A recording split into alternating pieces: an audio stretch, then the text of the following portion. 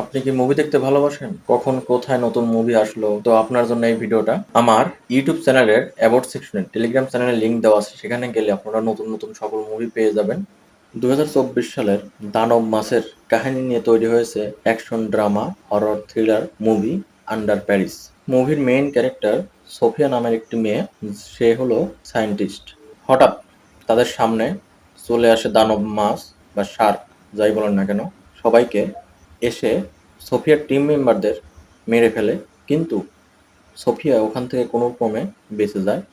তারপর মুভিতে দেখানো হয় 3 বছর পরে দানব মাছ বা শার্ক, যাই বলেন না কেন, সেটা তার জায়গার থেকে প্যারিসের নদীতে চলে আসে এবং প্যারিসে 2024 সালে অলিম্পিক গেম অনুষ্ঠিত হতে যাচ্ছিল এবং সেখানে সবাই অংশগ্রহণ করছিল। যখন সাঁতার প্রতিযোগিতায় সবাই উপস্থিত হয় এবং সাঁতারে নেমে পড়ে, তখন দানব মাছ বা শার্ক হামলা করে ফেলে। এর আগেও আমরা শার্কের অনেক মুভি দেখেছি, বাট তার থেকে একটু ভালো মুভিটা। হরর সিন আছে, অ্যাকশন আছে, ড্রামা আছে। ওভারঅল মুভিটা সত্যি অনেক ভালো। সোফিয়া সেই দানব মাছকে মেরে ফেলতে পারে কিনা বা ধরতে পারে কিনা সেটা জানতে হলে আপনাকে ফুল মুভি দেখতে হবে। আর ফুল মুভি দেখতে হলে কমেন্ট বক্সে টেলিগ্রাম চ্যানেল লিংক দেওয়া থাকবে, সেখানে গেলে আপনারা ফুল মুভি দেখতে পারবেন। Bye bye, tata.